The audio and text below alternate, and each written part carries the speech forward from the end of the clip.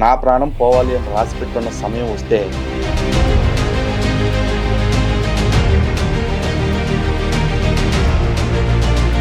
భారతదేశపు స్వతంత్ర పోరాటం విషయంలో ముస్లింల పాత్ర లేదు.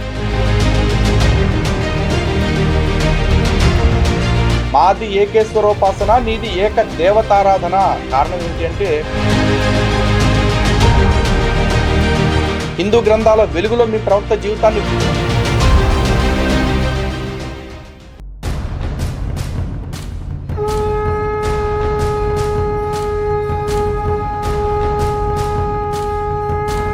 హిందూ బంధువులందరికీ జై శ్రీరామ్.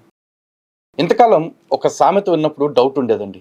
దొంగే దొంగ అని అరిచాడు అంటుంటే అలా ఎలా అరుస్తారా బాబు అని చెప్పేసి అనుమానం ఉండేది. కానీ సిరాజును చూసిన తర్వాత అలా కూడా అరిచేవాళ్ళు ఉంటారు, ఆ అరుపును కూడా చాలా కాన్ఫిడెంట్గా అరుస్తారు అని చెప్పేసి రుజువైంది. అయితే ఇన్నాళ్ళు సిరాజు ఎన్ని వీడియోలు పెడుతున్నా సరే మనం ఎప్పుడు పట్టించుకోవాలి. కానీ ఈరోజు మన గురించి వీడియోలు పెడుతూ మనమే హిందూ గ్రంథాలను వక్రీకరించేస్తున్నామని, మనమే వాళ్ళ ఖురాన్ని కూడా వక్రీకరించేస్తున్నామని చెప్పేసి చాలా అడ్డగోలు మాటలు మాట్లాడుతున్నాడు. అయితే తను మాట్లాడే మాటల్లో ఏ ఒక్కదానికి కూడా సప్రామాణికత లేకపోయినా సరే ఇష్టారీతిన మాట్లాడుతూ మన విషయంలో చాలా దుర్భాషలు ఆడుతూ ఉన్నాడు. ఇన్ఫ్యాక్ట్ మూర్ఖుడని, లేకపోతే పనికిమాలిన వాడు అంటూ ఇట్లాంటి చాలా పదాలను వాడుతున్నాడు. కానీ తన కాడికి వచ్చేపాటికి మాత్రం నేను భాష నేర్చుకోవాలి అంటూ సొల్లు డైలాగులు చెప్తా ఉన్నాడు. అందుకే అలాంటి వాడితో ఎక్కువ టైం వేస్ట్ చేసుకోకుండా నేరుగా సబ్జెక్ట్లోకి వెళ్ళిపోతున్నాను. సబ్జెక్ట్ గురించే వాయించేద్దాం. అతను చేస్తున్న మోసాలు, అతని కపటత్వం ఏదైతే ఉందో హిందువులందరికీ అర్థమయ్యేలా చేయడంలో గత కొద్ది రోజులుగా మనం చేస్తున్న వీడియోలు అయితే ఖచ్చితంగా సక్సెస్ అయ్యాయి. దాని ఎఫెక్ట్కే మళ్ళీ ఇప్పుడు డిఫెన్స్లోకి వచ్చి తను వివరణ ఇచ్చుకునే స్థితికి వచ్చాడు. అదేంటనేది కూడా ఆఖరిలో చూపిస్తాను. కానీ యథావిధిగా తను హిందూ గ్రంథాలను ఏ విధంగా వక్రీకరిస్తున్నాడు, తన ఖురాన్ని ఏ విధంగా మనని కన్విన్స్ చేసేలాగా తనే వక్రీకరించి మనకి చెప్తున్నాడు, ఇవన్నీ కూడా ఈరోజు మీకు చెప్పబోతున్నాను. ఒకసారి తన వీడియోకి వెళ్ళిపోదాం నేరుగా రండి. మొదటిగా వీడియో థంబ్నెయిల్ చూడండి. లలిత్ కుమార్ ఇకనైనా బుద్ధి తెచ్చుకో అంట. ఎందుకు సిరాజ్, ఎందుకు తెచ్చుకోవాలి చెప్పు? శాంతం బుద్ధి విడిచిపెట్టేసి పక్కవాడిని మతం మార్చడమే పనిగా పెట్టుకుని దాన్నే ఉదర పోషణార్థం వాడుకుంటున్న నువ్వు తెచ్చుకొని బుద్ధి. పక్కవాడి గ్రంథాలను వక్రీకరిస్తే తప్ప, పక్కవాడి గ్రంథాల మీద విషం కక్కితే తప్ప నీ మతాన్ని స్థాపించుకోలేని బుద్ధి ఉన్న నువ్వు తెచ్చుకొని బుద్ధి. నా ధర్మాన్ని కాపాడుకోవటం కోసం నా గ్రంథాల్లో ఉన్న నిజాల్ని, నీ గ్రంథాల్లో ఉన్న నిజాల్ని చెప్తున్నా నేనెందుకు తెచ్చుకోవాలి? దీనికి సమాధానం ఉంటే చెప్పు, అప్పుడు మిగతా మాట్లాడదాం. బహుదైవారాధకులు, అల్లాహకి భాగస్వామ్యం కల్పించే వాళ్ళు ప్రపంచంలో ఎవరైనా సరే అల్లాహకు భాగస్వామ్యం కల్పించేవాళ్ళు లేదా వేరే దేవుళ్ళు ఉన్నారని నమ్మేవాళ్ళు ముష్రికులే. ఇది కాదు అని చెప్పే దమ్ముంటే గనక హిందువులు ముష్రికులు కారు, కాఫిర్లు కారు, వారు కూడా మాలాగే విశ్వాసులు, కాకపోతే వాళ్ళ మార్గంలో వాళ్ళు ఉన్నారు అని దమ్ముంటే ప్రకటించు సిరాజ్. లలిత్ కుమార్, నువ్వు ఎందుకు అంత ఫ్రస్ట్రేషన్ గురైపోతున్నావు, ఎందుకు అంత భయపడుతున్నావు? కాస్త కూల్గా ఉండే ప్రయత్నం చేయి. నువ్వు భయపడాల్సినటువంటి అవసరం లేదు. నువ్వు చెప్పినట్టుగా ఇక్కడ ముష్రికులు అంటే దైవానికి భాగస్వామ్యం కల్పించేవారే, షిర్క్ చేసేవారే, అందులో ఎలాంటి సందేహం లేదు. కానీ నువ్వు అర్థం చేసుకున్నట్లుగా సూరే తౌబా నంబర్ 9:5లో ఏ ముష్రికులనైతే చంపండి అని చెప్పారో 4 నెలల తర్వాత కూడా మక్కాని వదిలి వెళ్ళారో ఆ ముష్రికుల్ని చంపండి అని ఉంది తప్ప ప్రపంచ ముష్రికులకు సంబంధించినటువంటి విషయం కాదు అన్న విషయాన్ని తెలుసుకునేటటువంటి ప్రయత్నం చెయ్యి. అయితే లలిత్ కుమార్, నువ్వు కూడా ముష్రికువే, కానీ నిన్ను చంపడని ఖురాన్లో లేదు. నీలాంటి బహుదేవ ఉపాసన చేసేవారిని చంపడని కూడా ఎక్కడ ఖురాన్లో లేదు. ఖురాన్లో సూరే తౌబా నంబర్ 9:5 ఆనాడు 4 నెలల సమయం ఇచ్చిన తర్వాత కూడా ఎవరైతే మక్కాలో ఉండాలని అనుకున్నారో వారిని హెచ్చరిస్తూ అవతరించినటువంటి ఆయతులు ఇవి. ఇంతకుముందు కూడా చెప్పాను కదా, పదే పదే ఇదే విషయంలో భయపడాల్సినటువంటి అవసరం లేదు. ఒకవేళ ఈ ఆయతులు ముష్రికులందరినీ చంపండి అని ఉన్నట్లయితే ఇన్ని సంవత్సరాల నుండి ఇస్లాం వ్యతిరేకంగా ఎన్నో ప్రసంగాలు చేసుకుంటూ వెళ్తున్నాం. అయినప్పుడు కూడా ఎవరైనా నిన్ను అటాక్ చేసే ప్రయత్నం చేశారంటే చేయలేదు కదా. ఎందుకంటే ముస్లింలు ఆ విషయాన్ని సరిగ్గా అర్థం చేసుకున్నారు. కానీ నీలాంటి వ్యక్తులే అర్థం చేసుకోకుండా మూర్ఖంగా వ్యవహరిస్తున్నారు. ఒకవేళ ముష్రికుల్ని చంపండి అనేటటువంటి ఖురాన్ వాక్యం ఏదైతే ఉందో అది ఆనాటిది కాదు, ఈనాడు కూడా వర్తిస్తుంది అనేటటువంటి నీలాంటి ఆలోచన ఉన్నట్లయితే ఈరోజు సౌదీ అరబ్ దేశంలో, ముస్లిం దేశాల్లో ఎంతమంది హిందువులు వెళ్ళడం లేదు, అక్కడ జాబ్ చేసుకుంటూ డబ్బులు సంపాదిస్తున్నారు, వారిని ఎలా చూసుకున్నారో ఒకసారి అడిగి తెలుసుకునే ప్రయత్నం చేయి. ఈనాటి కూడా సౌదీ అరబ్లో 14 మిలియన్ కాప్టిక్ క్రిస్టియన్స్ ఉన్నారు, అదేవిధంగా యూదులు కూడా ఉన్నారు. మదీనాలో, అదేవిధంగా సౌదీ అరబ్లో ఇతర దేశాల్లో యూదులు మరియు అక్కడ క్రైస్తవులు కూడా ఉన్నారు. ఒకవేళ అలా ఉన్నట్లయితే వారు ఎందుకు ఉంటారు ఒకసారి నువ్వు ఆలోచించు. ఇతర దేశాలకు వెళ్ళేటటువంటి, ముస్లిం దేశాలకు వెళ్ళేటటువంటి ముస్లిమేతలు ఎవరైతే ఉన్నారో మరి అక్కడ బహుదేవోపాసకులు, ముష్రికులు కూడా ఉన్నారు కదా, వారిని ఎందుకు చంపడం లేదు అంటే నువ్వు దాన్ని నీ సొంత ప్రయోజనాల కోసం వాడుతున్నావే తప్ప నువ్వు అనుకున్న అన్నట్లుగా ముష్రికులు అంటే కామన్గా అందరినీ చంపండి అని కాదు, ఆనాడు ఎవరైతే కయ్యానికి కాలు దువ్వి ఇస్లాం ధర్మాన్ని నామరూపాలు లేకుండా చెయ్యాలి అని ప్రవక్త ముహమ్మద్ సల్లల్లాహు అలైహి వసల్లం వారిని తన శిష్యుల్ని చంపే ప్రయత్నం చేశారో వారికి సంబంధించింది తప్ప అది నీకోసం కాదు. నువ్వు దర్జాగా ఉండవచ్చు, భయపడాల్సినటువంటి అవసరం లేదు. ఒకవేళ అలాంటి ఏదైనా భయం ఉన్నట్లయితే నేను నీకు ఫత్వా ఇవ్వడానికి సిద్ధంగా ఉన్నాను. లలిత్ కుమార్ ముష్రికి అయినప్పటికీ ఈ వాక్యాలు ఖురాన్ వాక్యాలు అతడు తప్పుగా అర్థం చేసుకున్నాడు కాబట్టి నేను అతనికి భరోసాగా ఒక ఫత్వా ఇస్తున్నాను. మీరు కూడా లలిత్ కుమార్ ఎక్కడ కనబడ్డా జాగ్రత్తగా ఉండండి అని ఫత్వా ఇవ్వడానికి నేను రెడీగా ఉన్నాను. తీసుకుంటా ఉంటే ఎప్పుడన్నా నువ్వు వచ్చి తీసుకోవచ్చు. సిరాజు ఏమైనా కామెడీగా లేదు నువ్వు మాట్లాడే మాటలు? ఇప్పుడు ఈ రోజున సౌదీలో ఎంతోమంది బతుకుతున్నారు, లేకపోతే ప్రపంచ దేశాల్లో ఉన్న ముస్లిం దేశాల్లో ఎంతోమంది బతుకుతున్నారు అంటే, అరే బాబు మీ పుస్తకం రాయబడ్డప్పుడు కోర్టులు, పోలీసులు, చట్టాలు ఏమీ లేవు. కాబట్టి ఆనాడు ఇష్టారీతిగా చంపుకుంటా పోయారు. కానీ ఈ రోజున ఎక్కడికక్కడ వ్యవస్థలు ఉన్నాయి. ఆ వ్యవస్థల పట్ల పూర్తిగా లేకపోయినా అంతో ఇంతో భయం ఉంది కాబట్టి ఆ కంట్రోల్ నడుస్తూ ఉంది. పైగా నువ్వు అంటున్నావు నువ్వు భయపడితే కనుక నిన్ను కూడా ఏమీ చేయొద్దని ఫత్వా ఇస్తాను అని చెప్పేసి. నా ప్రాణం పోవాలి అని రాసి పెట్టున్న సమయం వస్తే నువ్వు ఫత్వా కాదు, మీ దేవుడు వచ్చినా కూడా దాన్ని ఆపలేడు. ఎందుకంటే చావు అనేది ఒకటి వస్తే ఆ నిమిషానికి ఎవడో ఉండడు, వాడుండగా ఆ చావు అనేది రాదు. అర్థమైందా? నీ ఫత్వాలు తీసుకుని నీ దయాభిక్ష మీద ప్రాణాలు నిలబెట్టుకునే అంత దౌర్భాగ్యపు స్థితిలో నేనైతే లేను. పోయే రోజు వచ్చినప్పుడు ఎట్లయినా పోతుంది. అది ఖాళీగా కూర్చుని కుర్చీలు అప్పటికప్పుడు గుండెపోటు వచ్చి పోతున్న వాళ్ళు ఉన్నారు. ఏమీ లేకపోతే అలా నడుచుకుంటూ రోడ్డు మీద వెళ్తుంటే ఏదో ఒక వెహికల్ వచ్చి గుద్దేసి పోతున్న వాళ్ళు ఉన్నారు. ఎలాగైనా మనిషి పోతాడు. కానీ ఆ పొయ్యే ప్రాణానికి ఒక విలువ ఉండాలని కోరుకునే వ్యక్తిని నేను. ఆ విలువ నా ధర్మం విషయంలో పోరాడి లేదా నా ధర్మం కోసం ప్రాణాలొడ్డి ఆ ప్రాణాలని పోగొట్టుకుని నేను సాధించుకోవాలనుకుంటున్నా. అలాగే సాధించుకుంటాను కూడా. ఖచ్చితంగా నన్ను ఏదో ఒక రోజున ఎవరో ఒకళ్ళు అమరుణ్ణి కనుక చేస్తే అది నా ధర్మం కోసం అయితే కనుక ఖచ్చితంగా నేను గర్వంగా ఫీల్ అవుతాను. అంతేగాని నీ దయాభిక్ష మీద బతికేంత దౌర్భాగ్యపు స్థితి నాకు లేదు, రాదు, అవసరం లేదు కూడా. ఏమన్నా అంటే వందే మాత్రం పాడొద్దని ఫత్వా ఇవ్వటం, జెండాకి సెల్యూట్ చేయొద్దని ఫత్వా ఇవ్వటం కాదు. ఇక్కడ నువ్వు వేరే టాపిక్ తీసుకొచ్చావు కాబట్టి నేను సమాధానం చెప్తున్నాను. ఈరోజు ప్రతి వెధవకు కూడా ముస్లింల దేశభక్తిని శంకించడమే ఒక అలవాటుగా అయిపోయింది. నువ్వు కాదు కదా, నీలాంటి వందల మంది వచ్చారు. ముస్లింల దేశభక్తి అనేది పేదాల మీద ఉండదు, గుండెల మీద ఉంటుంది. కాబట్టి 8 లక్షల మంది ముస్లింలు తమ ప్రాణాలను అర్పించారు. కాబట్టి భారతదేశానికి స్వాతంత్రం వచ్చిందని influence of Islam on Indian culture అనే ఇక చెప్పుర్రా అంటే తెగ చెప్తారా బాబు. రాసుకొచ్చే కమ్మిగాళ్ళు ఎన్నెన్నో రాసుకొచ్చినారు. అవన్నీ పట్టుకుని వచ్చేసి అట్ట చేసినారంటే ఒకటి గుర్తుపెట్టుకో, భారతదేశపు స్వతంత్ర పోరాటం విషయంలో ముస్లింల పాత్ర లేదు అని ఎవరు అనట్ల. కానీ ఆ స్వతంత్ర పోరాటంలో పాల్గొన్న ముస్లింలతో పాటు ఈ దేశాన్ని ముక్కలు చేయటానికి కారణం ఎవరు? ఈ దేశం మతపరంగా విభజన అవటానికి కారణం ఎవరు? మరి అదే ముస్లిం సమాజం కదా. ముస్లింల కోసమే అంటూ ప్రత్యేకంగా ఒక దేశాన్ని విభజించుకుని ముక్కను పట్టుకెళ్లారా లేదా? మరి దాన్ని ఎందుకు మాట్లాడు? అంతకు ముందే భారతదేశం గురించి సారే జహాసే అచ్చా హిందుస్థాన్ హమారా అని పాడిన షేక్ ఇక్బాల్ పాకిస్తాన్ విభజన అయిపోయి అక్కడికి వెళ్ళంగానే సారే జహాసే అచ్చా పాకిస్తాన్ హమారా అంటూ పాడుకోలేదా? మీ ప్రేమ మట్టి మీద కాదు, మీరు బతకటానికి పనికొచ్చే నేల మీద మాత్రమే, మిగతా భూమి అంతటికి కాదు. కానీ మా ప్రేమ నా దేశం మీద, నా దేశాన్ని తల్లిగా భావించడం మీదతో పాటు ఈ భూప్రపంచం అంతా కూడా బాగుండాలని, ఈ భూప్రపంచం ఏంటి విశ్వం అంతా బాగుండాలని, కృణ్వంతో విశ్వమార్యమని కోరుకునే ధర్మం మాది. ఈరోజు భారతదేశంలో ఉన్న ఎంతో మంది స్వతంత్ర సమరయోధుల్ని మతం కారణంగా చిన్న చూపులు చూసింది మీరు. కానీ మేము ఈ దేశం కోసం ప్రాణాలు అప్పచెప్పిన అష్ఫాకుల్లా ఖాన్ లాంటి వ్యక్తుల్ని ఇప్పటికి కూడా ఇక్కడే పెట్టుకుని చూసుకుంటాం. ఈ దేశానికి మిసైల్ అందించిన అబ్దుల్ కలాం లాంటి వారిని ఇక్కడ పెట్టుకుని చూసుకుంటాం. ఎందుకంటే అక్కడ వాళ్ళ మతంతోటో వాళ్ళ గతంతోటో మాకు సంబంధం లేదు. ఈ దేశం కోసం వాళ్ళు ఏం చేశారు, దాట్ ఇట్ సెల్ఫ్ మ్యాటర్స్. దాన్ని మాత్రమే మేము పరిగణలోకి తీసుకుంటాం, అలాంటి వాళ్ళని గౌరవిస్తాం. అయినా మ్యాటర్ మాట్లాడకుండా సొల్లు చెప్తావేం సిరాజు? మ్యాటర్లోకి వెళ్ళు. నాకు ఎడ్యుకేషన్ ఇన్స్టిట్యూషన్స్ ఉన్నాయి. నేను ప్రతి సంవత్సరం కూడా ఫ్లాగ్ హోస్టింగ్ చేస్తాను, జెండా వందనం చేస్తాను. నేను నేషనల్ యాంథమ్ని చాలా గర్వంగా పాడుతాను. అదే ప్రాబ్లం ఇక్కడే వస్తుంది. నేను జెండా వందనం చేస్తాను అంటూ ఇలా పెట్టిన చెయ్యి కనపడింది, కానీ ఆ జెండాకి సెల్యూట్ చేస్తున్న చెయ్యి అక్కడ కనపడలేదే. ఆ జెండాకి సెల్యూట్ చేయకుండా తప్పించుకుంటున్న ఎంతో మంది ముస్లిం నేతల చేతులు నేను చూపించినా, నేను చూపిస్తా కావాలనుకుంటే నువ్వు ఛాలెంజ్ చేయి, దాని గురించి మాట్లాడదాం.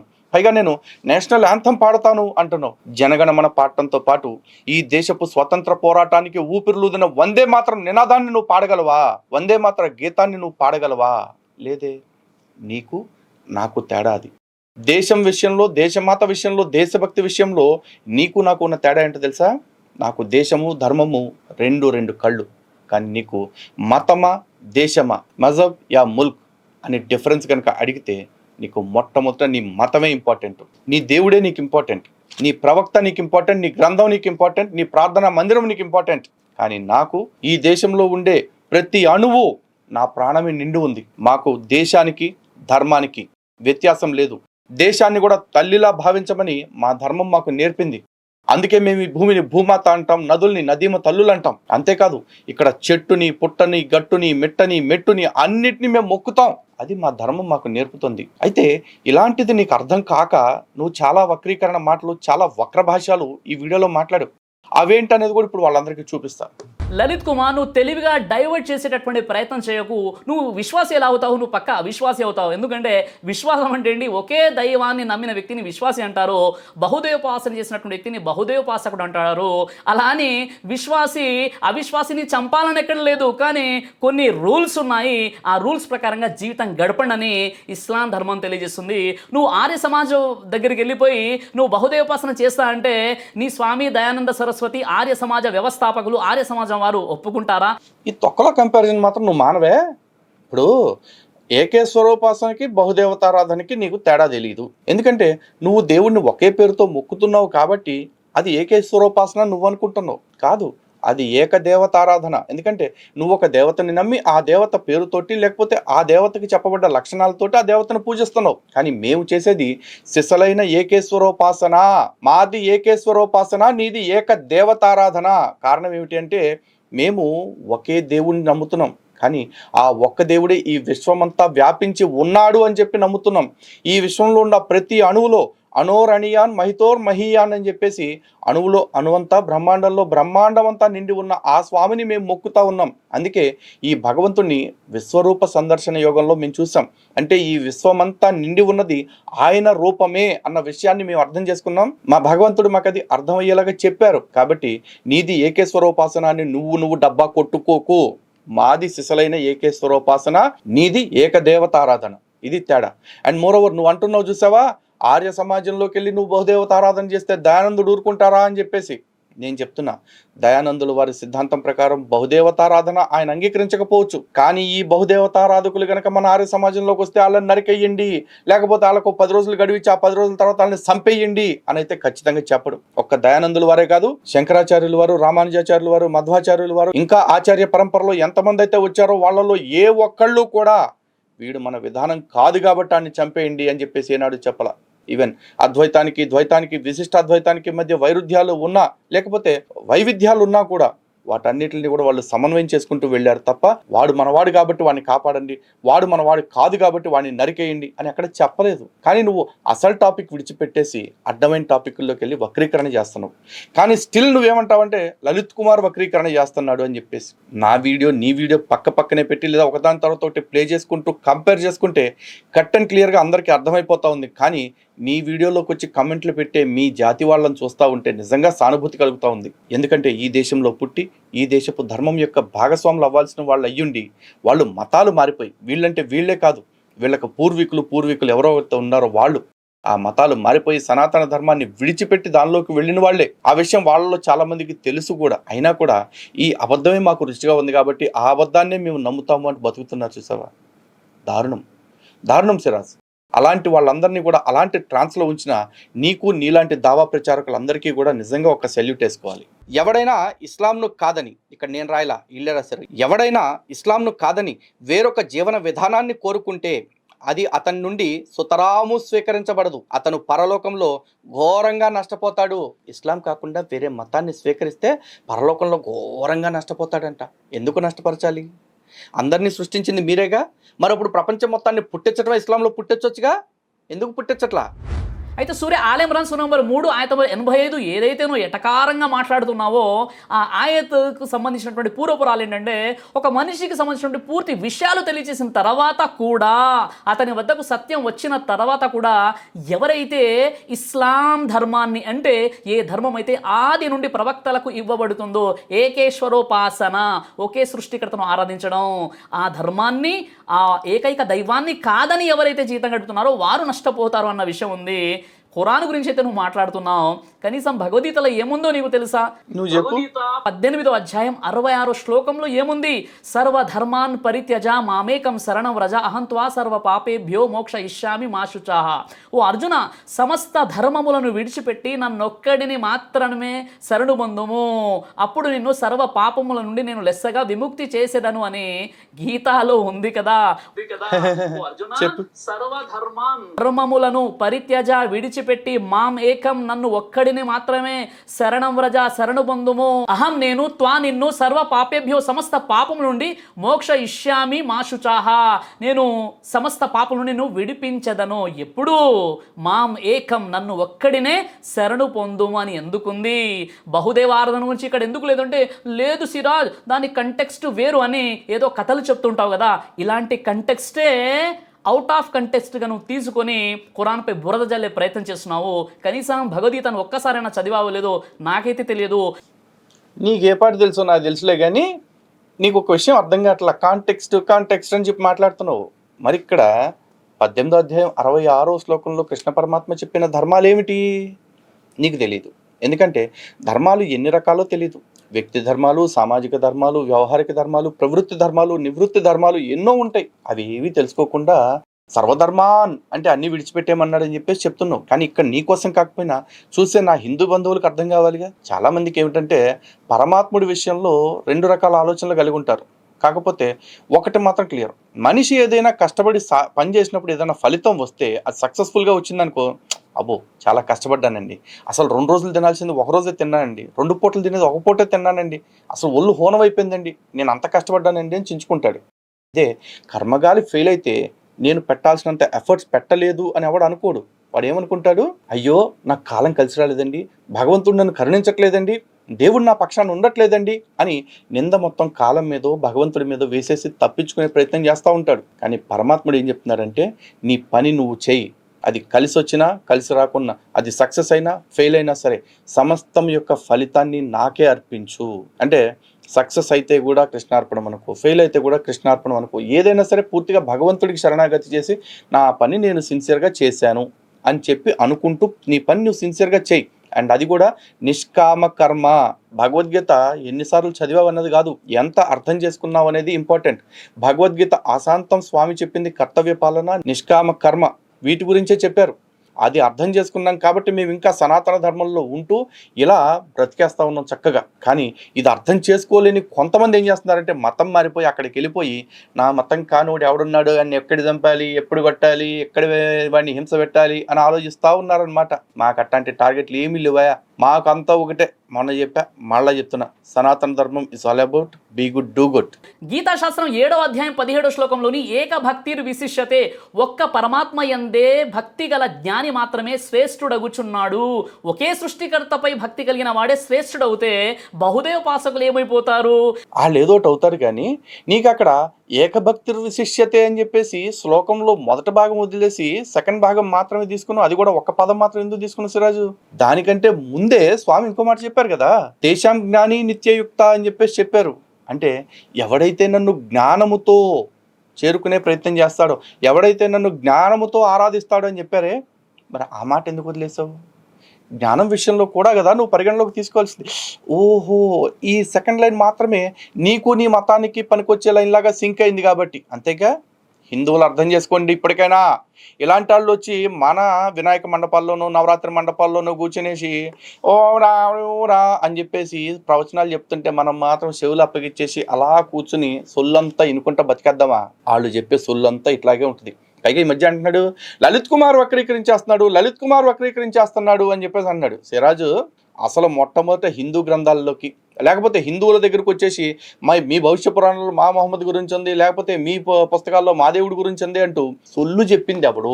హిందూ గ్రంథాల్లోకి వచ్చి మీ దేవుడిని ఎత్తుక్కునే ప్రయత్నం, హిందూ గ్రంథాల వెలుగులో మీ ప్రవక్త జీవితాన్ని వెతుక్కునే ప్రయత్నం ఎవరు మొదలెట్టారు, ఎందుకు మొదలెట్టావు? దీనికి సమాధానం చెప్పకుండా నేను వక్రీకరించాను అని వాక్కో. నేను చేసేది వక్రీకరణ కాదు, నీ వక్రీకరణకి నేను చేస్తున్నది వైద్యం. మాంచయో అవ్యభిచారేణ భక్తి యోగేన సేవతే, వ్యభిచరించని భక్తిచే ఆ దైవాన్ని ఆరాధించండి అని అవ్యభిచారేణ అంటే వ్యభిచారం అంటే వ్యభిచారేణ అంటే వ్యభిచారమేనా? కాదురయ్యా, నిష్కల్మషమైన అంటే చెడు ఆలోచనలు లేనటువంటి భక్తితోటి, అంటే భగవంతుడి విషయంలో ఎటువంటి చెడు ఆలోచనలు పెట్టుకోకూడదు. భక్తి విషయంలో నిర్మలత్వం కావాలి. నిర్మలత్వము అంటే ఎటువంటి మాలిన్యము లేని భక్తి కావాలి. అది భగవంతుడు చెప్పింది. దాని గురించి మాట్లాడాలా? అసలు నువ్వు తెలిసి మాట్లాడుతున్నావో బలిసి మాట్లాడుతున్నావు నాకైతే అర్థం కావట్లేదా? అన్ని అబద్ధాలు. పొట్ట కోస్తే అసలు ఒక్క నిజమన్న నీ జన్మకు మాట్లాడుతున్నావు అసలు? చీ చీ చీ చీ చీ చీ, సిగ్గు సిగ్గు సిగ్గు సిగ్గు అనిపించాలి సిరాజు. పైగా నాకు శుద్ధులు చెప్తాడు వీడియోస్ ఎవరికి వచ్చి, అది కూడా చెప్తాలే కానివ్వండి. అంతెందుకు సోదరా, గీతాశాస్త్రం 7వ అధ్యాయం 20 శ్లోకాన్ని ఎప్పుడైనా చదివావా? కామైస్తైస్తై హృతజ్ఞానాః ప్రపద్యంతే అన్య దేవతాః తం తం నియమమాస్తాయ ప్రకృత్యా నియతాస్వయ. కొందరు తమ ప్రకృతిచే ప్రేరేపించబడిన వారే విషయాదులందలి కోరికలచే వివేకమును కోల్పోయి దేవతా ఆరాధనా సంబంధమైన ఆయా నియమములను అవలంబించి ఇతర దేవతలను భజించుచున్నారు. వారు ఎవరు? మూర్ఖులు, ప్రకృతిపై డబ్బుపై స్వార్థం ఉన్నటువంటి వారు, విపరీతమైనటువంటి కోరికలు ఉన్నటువంటి వారే బహుదేవోపాసన చేస్తున్నారని గీతాశాస్త్రంలో లేదా? ఇది కూడా వక్రీకరణే. నీకేమర్థమైంది? నువ్వేం చెప్తున్నావు?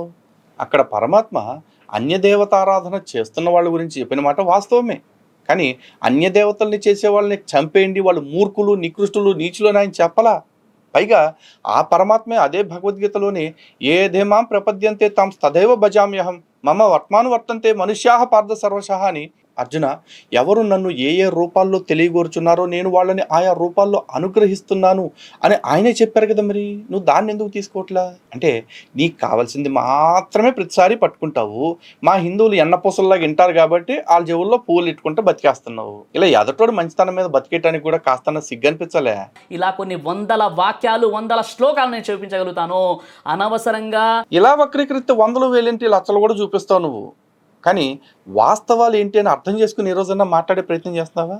లేదు.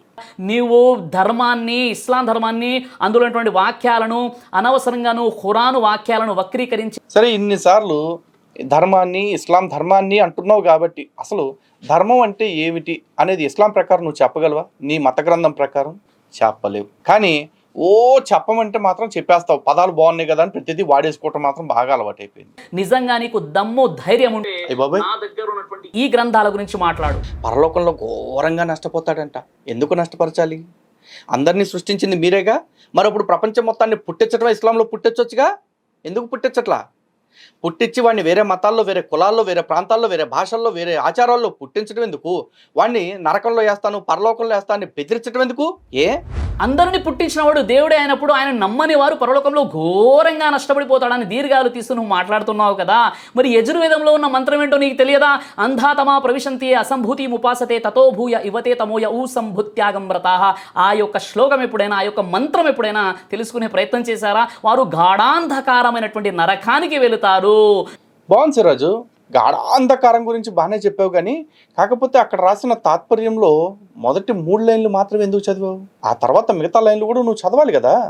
అక్కడ రాసిన ఆ లైన్ల గురించి కూడా నువ్వు చదివి వినిపించి ఉంటే నువ్వు వక్రీకరించట్లేదు, లేదు అర్ధ సత్యాన్ని చెప్పట్లేదు అన్న విషయం ప్రజలకు అర్థమయ్యేది. కానీ ఇక్కడ నువ్వు చెప్పిన ఆ అర్ధ సత్యం గురించి నేను కంప్లీట్ చేస్తా. ఎవరు అసంభూతి వ్యక్తమైన వస్తువులు లేక ప్రకృతిని పూజించునో వారు అంధకారము, చీకటిగా ఉన్న నరకంలో పడుదురుగాక. ఎవరు సంభూతి అవ్యక్త హిరణ్య గర్భుడిని ఆరాధించుచున్నారో వారు అంతకన్నా అగాధము చీకటి నరకంలో పడుదురుగాక. కొందరు అసంభూతి అంటే జన్మ మరణము నమ్మనివాడని, సంభూతి అంటే జన్మ మరణమును అతిగా నమ్మేవాడని అంటున్నారు. ఈ విషయంలో శ్రీ ఆదిశంకరుల వ్యాఖ్యానం కలదు. ఈ మంత్రం ఆధారంగా ఆర్య సమాజ్ వారు ప్రకృతి ఆరాధన తప్పని చెబుతున్నారు. ప్రకృతి ఆరాధన తప్పని మ్లేచ్ఛ మతాలు చెబుతుంటాయి. మ్లేచ్ఛ మతాలు అంటే బహుశా మీకు తెలియదేమో కదా. మ్లేచ్ఛ మతాలు అంటే వాటిని మేము పాషండ మతాలు అని కూడా అంటాం. ఎవడైతే మమ్మల్ని అన్యుడని, ఎవడైతే మమ్మల్ని కాఫిర్ అని, ఎవడైతే మమ్మల్ని ముష్రిక్ అని చెప్పేసి వంకర టెంకర్ల పేర్లు పెట్టే దిక్కుమాలిన సంత ఎవరైతే ఉన్నారో వాళ్ళని మేము మ్లేచ్ఛులు అంటాం అనమాట. అగ్ని, వాయువు, పృథివీ అన్ని ప్రకృతిలో భాగాలే కదా. మరి వాటిని ఆరాధించవద్దని వేదం చెబుతుందా? ఋగ్వేదంలోని మొదటి మంత్రమే అగ్నికి సంబంధించినది.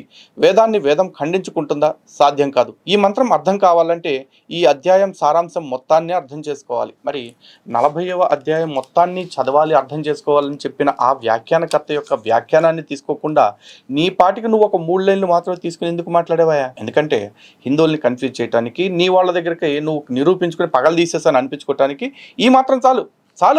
ఈ మాత్రం కంటెంట్ ఉంటే చాలు ఆడియన్స్. కానీ బ్రహ్మానందం అంటారు కదా, ఆ టైప్లో సరిపెట్టావు. నువ్వు చేసే కామెడీ కూడా అట్టాగా ఉందిలే. ఇక నువ్వు అడిగిన దానికైతే రీజన్ చెప్పాలి కదా. మళ్ళీ చెప్తున్నాను, ఎవరైతే ప్రకృతిని ఆరాధిస్తారో అంటే ఈ ప్రకృతి భగవంతుడికి సంబంధించినది కాదు అని భావించే వాళ్ళు చాలా మంది ఉన్నారు. ఇది కేవలం భౌతికమైనది అని చెప్పేసి. అలాంటి ఆరాధన ఖచ్చితంగా నిష్ఫలమే. ఎక్కడైతే మనం ఆరాధన చేస్తున్నామో అది చెట్టునైనా, పుట్టనైనా, కొండనైనా, బండనైనా, రాయినైనా, రప్పనైనా, చెట్టునైనా, మొక్కనైనా సరే, లేదు ఏదైనా జీవినైనా సరే, మనం మొక్కేటప్పుడు ఒకటే గుర్తు పెట్టుకోవాలి.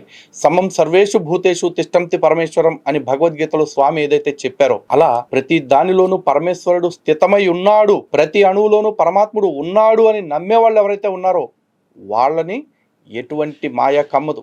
వాళ్ళందరూ కూడా భగవంతుడిని ఆరాధిస్తున్నట్లు. ఎవడైతే కొంతమంది మ్లేచ్చులు, పాషండులు ఉన్నారో వాళ్ళు అంటారు రాళ్లల్లో దేవుడు ఉండడు, రప్పల్లో దేవుడు ఉండడు అని చెప్పేసి. అలాంటి నికృష్టుల గురించి ఇక్కడ స్వామి చెప్పారు. అర్థమైందా? అది అర్థం చేసుకోవాలి ఫస్ట్ నువ్వు. ప్రకృతిని ఉపాసిస్తారు అని అక్కడ లేదా ఉన్నా మీరు తర్జుమాలు మార్చేస్తూ ఉంటారు కదా, అది మీకు కామనే అయిపోతుంది. అవునులే, మీ గ్రంథంలాగానే అరబ్బీలో ఒకలాగా, తెలుగులో ఒకలాగా, ఇంగ్లీష్లో ఒకలాగా మేము రాసుకోవటం శాత కాదుగా. నన్ను నమ్మకపోతే వేరే దేవుణ్ణి పూజిస్తే నరికేయండి, చంపేయండి అనే మాటలు ఏవైతే ఉన్నాయో అలాంటి మాటలు హిందూ గ్రంథాల్లో గనక చూపిస్తే ఆ గ్రంథాలను విడిచిపెట్టేస్తాను. ఛాలెంజ్ 1కి 100 సార్లు, లైఫ్ టైం ఛాలెంజ్. ఇది పవిత్ర రంజాన్. ఈ రంజాన్లో ఇలాంటి బేకార్ విషయాల్లో నా సమయాన్ని. వేదం బేకారా, లేకపోతే హిందూ గ్రంథాల గురించి మాట్లాడటం బేకారా?